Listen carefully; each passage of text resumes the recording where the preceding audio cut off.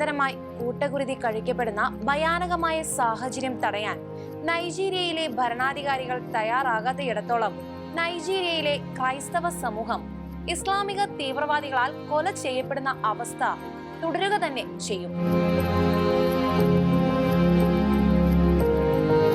കഴിഞ്ഞ ദിവസം നൈജീരിയയിലെ ബെനുവിൽ തോക്കുധാരികളായ ഇസ്ലാമിക തീവ്രവാദികൾ നടത്തിയ നരനായാട്ടിൽ കൊല്ലപ്പെട്ടത് 117 ക്രിസ്ത്യാനികളാണ്.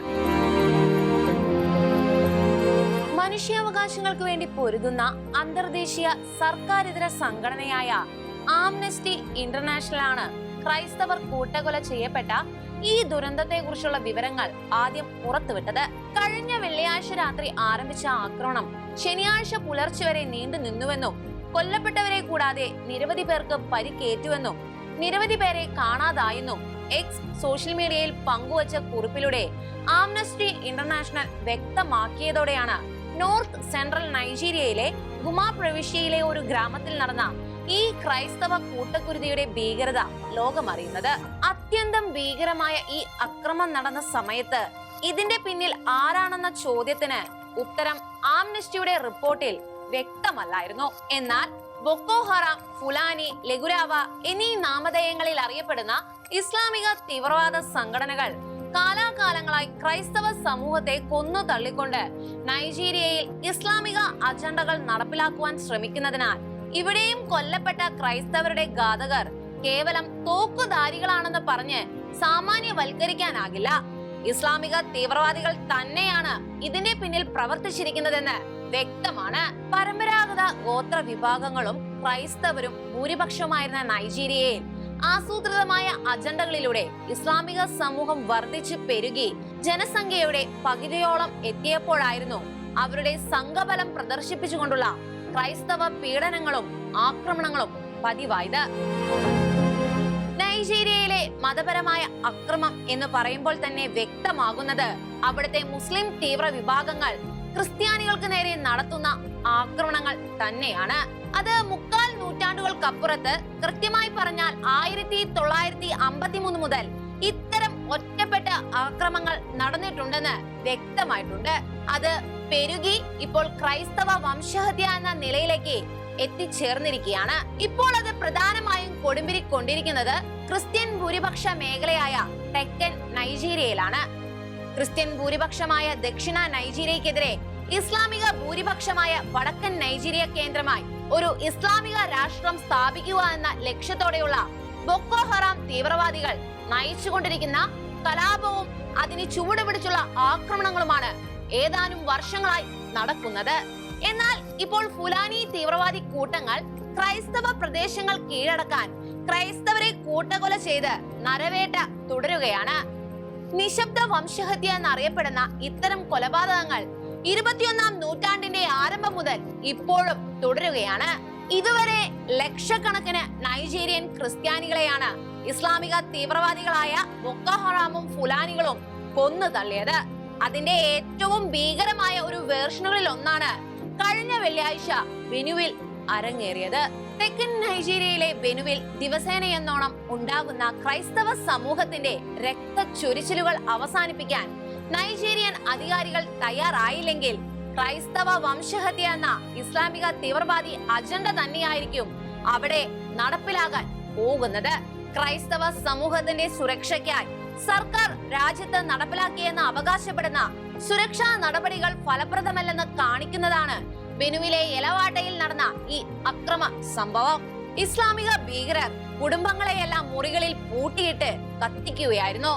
മൃതദേഹങ്ങൾ തിരിച്ചറിയാൻ കഴിയാത്ത വിധം കത്തിക്കരിഞ്ഞ നിലയിലാണ് കണ്ടെത്തിയത്. ബെനുവിലുടനീളം നിരന്തരമായി നടക്കുന്ന ഇത്തരം ആക്രമണങ്ങൾ വൻ തോതിലുള്ള കുടിയിറക്കങ്ങൾക്ക് കാരണമാവുകയും ചെയ്തിട്ടുണ്ട്. ഇരകളിൽ ഭൂരിഭാഗവും കർഷകരായ ക്രൈസ്തവരാണ്. നൈജീരിയയിലെ ക്രൈസ്തവ സമൂഹത്തെ ഉന്മൂലനം ചെയ്യണമെന്നത് ആരുടെ അജണ്ടയാണെന്ന് ഏവർക്കും വ്യക്തമായിട്ട് അറിയാമെന്നിരിക്കെ അത് മറച്ചു പിടിച്ചുകൊണ്ട് ഈ ആക്രമണം നടത്തിയത് കേവലം തോക്കുധാരികളാണെന്ന വ്യാജ പ്രചരണമാണ് ചിലർ നടത്തിക്കൊണ്ടിരിക്കുന്നത്.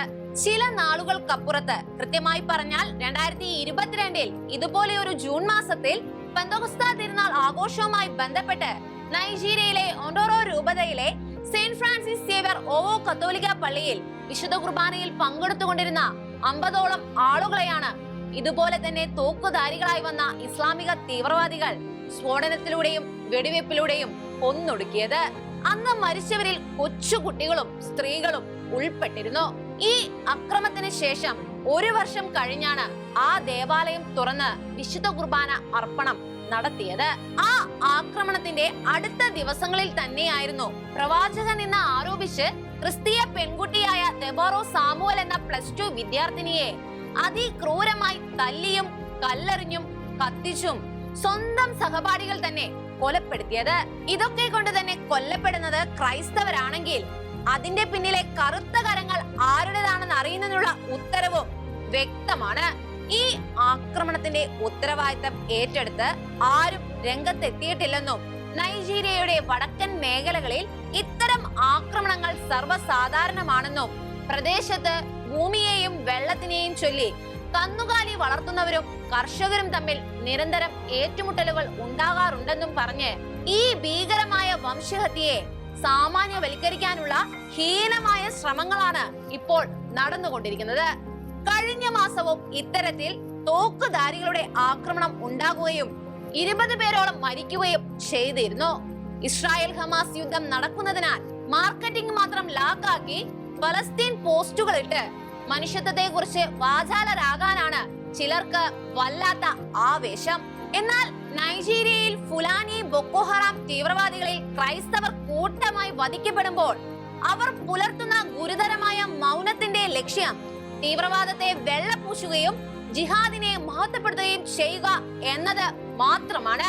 ഇരകൾ ഇസ്ലാമിക സമൂഹവും വേട്ടക്കാർ ജൂതരുമാണെങ്കിൽ ഓൺലൈനിലും ഓഫ്ലൈനിലും അതിഭയങ്കരമായ നിലവിളിയും കരച്ചിലും ഇസ്ലാമോഫോബിയ എക്കോസിസ്റ്റവും പ്രകമ്പനം കൊണ്ട് നിൽക്കും. എന്നാൽ ഇസ്ലാമിക തീവ്രവാദികൾ ക്രൈസ്തവരെ കൊല്ലുമ്പോൾ എല്ലാവർക്കും കടുത്ത നിർവികാരത മാത്രം. നൈജീരിയയിലും നൈജറിലും നെഗർനോ കരാബാക്കിലും ബുർക്കിന ഫാസയിലുമെല്ലാം ഇസ്ലാമിക തീവ്രവാദികളാൽ ക്രൈസ്തവർ നിരന്തരമായി കൊല്ലപ്പെടുന്നു. അപ്പോഴെല്ലാം ഇതേ നിർവികാര്യത തന്നെയാണ് കൊടുമ്പിരി കൊണ്ട് നിൽക്കുന്നത്. കേരളത്തിലെ മാധ്യമങ്ങളാണെങ്കിൽ ഇസ്ലാമിക തീവ്രവാദികൾ നിരപരാധികളായ ക്രിസ്ത്യാനികളെ കൊന്നുവെന്ന് ഒരിക്കലും പറയില്ല.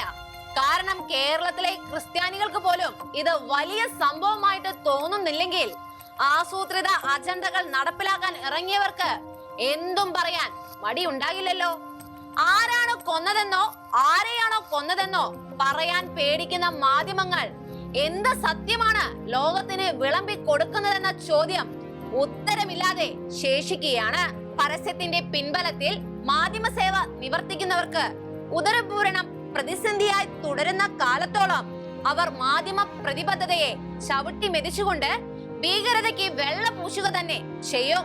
നൈജീരിയയിൽ 2009 ശേഷം മാത്രം ബൊക്കോ ഹറാമും ഫുലാനികളും കൊന്നൊടുക്കിയത് 10 ലക്ഷത്തിനടുത്ത് ക്രൈസ്തവരെയാണെന്ന യാഥാർത്ഥ്യം ഇവിടുത്തെ ഒരു മാധ്യമങ്ങളും പുറത്തുവിട്ടിട്ടില്ല. ഇസ്ലാമിക സ്റ്റേറ്റ് പോലുള്ള തീവ്രവാദികളാൽ കഴിഞ്ഞ 10 വർഷത്തിനുള്ളിൽ 60 ലക്ഷത്തോളം ക്രൈസ്തവരാണ് കൊല്ലപ്പെട്ടത്. ഇറാഖിൽ കൊല്ലപ്പെട്ടതാകട്ടെ 1 ലക്ഷം ക്രിസ്ത്യാനികളും. സിറിയയിൽ കൊല്ലപ്പെട്ട ക്രൈസ്തവരെ കുറിച്ചുള്ള കണക്കുകൾ വ്യക്തമല്ലാത്തതിനാൽ അത് 1/2 ലക്ഷത്തിലധികം എന്ന കണക്കാണ് കണക്കാക്കിയിരിക്കുന്നത്. നൈജീരിയയിൽ കൊല്ലപ്പെട്ടതാകട്ടെ ദശലക്ഷങ്ങളും. കിഡ്നാപ്പ് ചെയ്യപ്പെട്ട ക്രൈസ്തവരാകട്ടെ 10,000-കണക്കിനാണ്. ഇറാഖിൽ 1 മില്യൺ ക്രിസ്ത്യാനികൾക്ക് ജനവാസമേ ഇല്ലാതാവുകയും സിറിയയിൽ 12 ലക്ഷം ക്രിസ്ത്യാനികൾക്ക് നിവാസം നഷ്ടപ്പെടുകയും ചെയ്തു. ഇതിന് മറ്റൊരു വശം കൂടിയുണ്ട്. ഇരകളും വേട്ടക്കാരും ഇസ്ലാമിസ്റ്റുകൾ തന്നെയാണെങ്കിൽ അവിടെ പുലർത്തുന്നതും ആസൂത്രിതമായ മൗനം തന്നെയായിരിക്കും എന്നതാണ്. 2023 ഏപ്രിൽ മുതലുള്ള കണക്കുകൾ എടുത്ത് പരിശോധിച്ചാൽ ആഫ്രിക്കൻ മുസ്ലിം രാഷ്ട്രമായ സുഡാനിലെ ആഭ്യന്തര കലാപത്തിൽ കൊല്ലപ്പെട്ടത് 1.5 ലക്ഷം പേരാണ്. 11 ദശലക്ഷം ആളുകൾ കുടിയിറക്കപ്പെടുകയും 26 ദശലക്ഷം പേർ പട്ടിണി കിടക്കുകയും ചെയ്യുന്ന സുഡാനിലെ ജനങ്ങളെ ഓർത്ത് നിലവിളിക്കാനും പോസ്റ്റുകളോ ഹാഷ്ടാഗുകളോ സെലിബ്രിറ്റി പ്രചാരണങ്ങളോ നടത്താൻ ഇവിടെ ആളുകളില്ല എന്നതാണ് പച്ചയായ സത്യം. നൈജീരിയയിൽ ബൊക്കോ ഹറാം ഫുലാനി തീവ്രവാദികളാൽ കഴിഞ്ഞ 1 വർഷം മാത്രം വധിക്കപ്പെട്ടത് 3100 ക്രിസ്ത്യാനികളായിരുന്നു. 145 കത്തോലിക്ക പുരോഹിതന്മാർ ഉൾപ്പെടെ 2000-ലധികം ക്രിസ്ത്യാനികളെ ഒരു വർഷത്തിനുള്ളിൽ തട്ടിക്കൊണ്ടു പോവുകയും പ്രാണനിൽ കൊതി പൂണ്ട് ലക്ഷക്കണക്കിന് ക്രിസ്ത്യാനികൾ രാജ്യം വിട്ട് ഓടിപ്പോവുകയും ചെയ്തു. പൊതു ഇടങ്ങളിലും സ്കൂളുകളിലും അങ്ങനെ പലയിടത്തും ക്രൈസ്തവർ കടുത്ത വിവേചനം നേരിടുന്നു. അതിന്റെ ഒപ്പമാണ് ഇസ്ലാമിക തീവ്രവാദികളാൽ നേരിടുന്ന ഈ കടുത്ത ആക്രമണങ്ങൾ. നൈജീരിയൻ ക്രൈസ്തവരെ ഇസ്ലാമിക തീവ്രവാദികളിൽ നിന്ന് രക്ഷിക്കാൻ ലോക രാഷ്ട്രങ്ങൾ മുൻപോട്ട് വന്നില്ലെങ്കിൽ നിശബ്ദ വംശഹത്യക്ക് ഇരയായി നൈജീരിയൻ ക്രൈസ്തവർ ചരിത്രത്തിൽ തിരോഭവിക്കുക തന്നെ ചെയ്യും.